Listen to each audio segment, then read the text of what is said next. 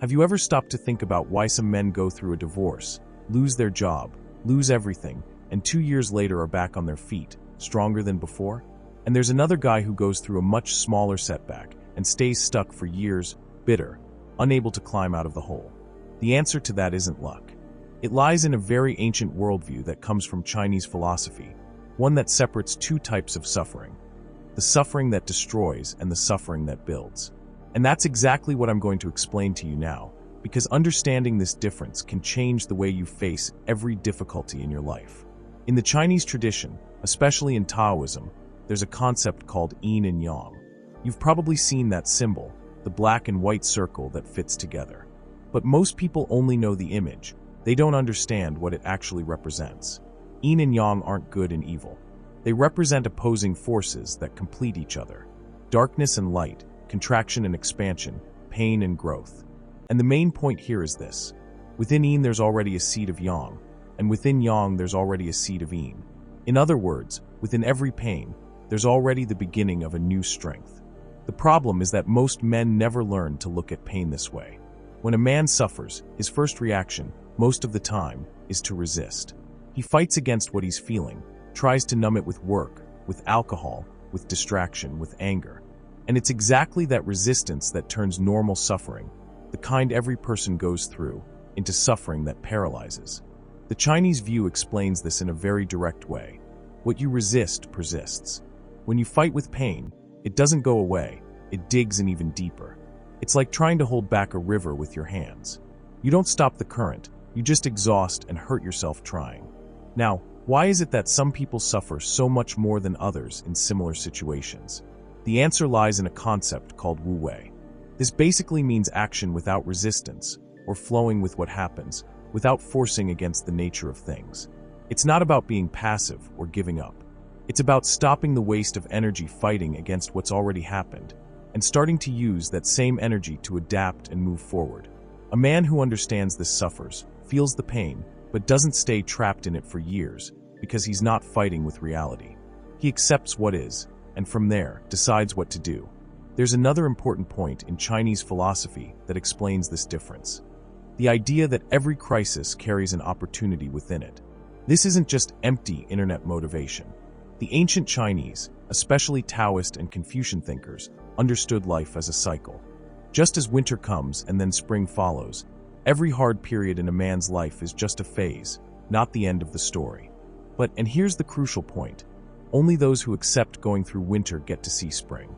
Whoever denies the cold, whoever pretends they're not in winter, that person freezes. So why do some people suffer more than others?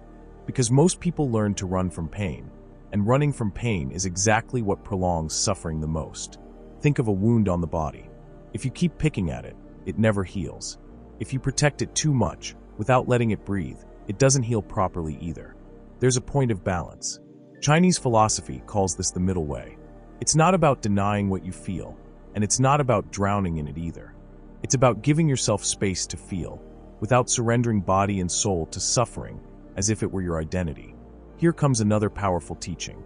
The man who suffers but keeps acting suffers less over time. The man who suffers and stops acting suffers more and for longer. That's because action gives you back a sense of control. When you work, take care of your body, keep your routine, even while wrecked on the inside, your brain receives a signal that you still have power over your life. Meanwhile, whoever stops everything, isolates himself, drops his routine, sends his own brain the message that he's a victim of the situation, not the author of it. And then the suffering grows, because along with the original pain comes the feeling of helplessness. Another important Chinese concept here is qi, which would be vital energy. For them, poorly processed suffering blocks the flow of that energy. And this isn't just a spiritual belief, it can be understood in a very practical way. A man who holds everything in, who doesn't talk, who swallows resentment, frustration, and sadness, develops tension in his body, loses sleep, loses energy, loses focus. It's no coincidence that after a difficult phase that wasn't properly processed, many men report body pain, insomnia, anxiety. Suffering that isn't processed doesn't disappear, it transforms into something else, usually worse. And here's the most important point in this whole Chinese view. Suffering, in itself, isn't the villain. The villain is the meaning you give it. Two men can lose their jobs on the same day. One sees it as proof that he's a failure. The other sees it as a sign that he needed to change direction. The situation is identical. The emotional outcome is completely different. Not because one suffered less, but because one gave it the meaning of an ending, and the other gave it the meaning of a transition. There's still a detail few people mention when talking about Chinese philosophy: the relationship between suffering and ego. The more a man builds his identity around status, around the appearance of success, around a perfect image in front of others, the more he suffers when something breaks that image. Because the pain, in that case, isn't just about the loss itself, it's about the wound to the ego. It's about the shame of not living up to the standard he himself created. Meanwhile, the man who understands that he is not the position he holds, not the car he drives, not the relationship that ended, that man suffers, but doesn't completely fall apart, because the foundation of his identity doesn't depend on what was lost. The Chinese view also speaks a lot about the right timing for each thing. There's a concept that forcing growth before it's time is just as harmful as not acting when it's time to act. There's an old story, often used in this kind of teaching, about a man who kept pulling on the sprouts in a field to make them grow faster, and all he managed to do was rip out the roots and kill everything.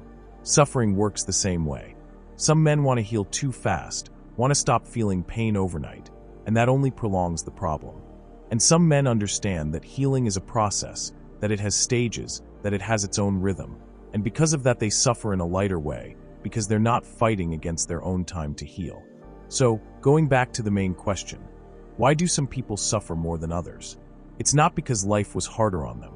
Most of the time, it's because they resist pain instead of moving through it, run from difficulty instead of acting within it, anchor their identity to what they lost instead of understanding that they're bigger than any loss, and try to force an instant cure instead of respecting the natural cycle of healing. Chinese philosophy doesn't promise a life without pain. No serious philosophy promises that. What it teaches is that pain moved through well becomes strength, and pain moved through badly becomes a prison. And the difference between these two roads isn't in the size of the problem you face, it's in the way you decide to walk through it.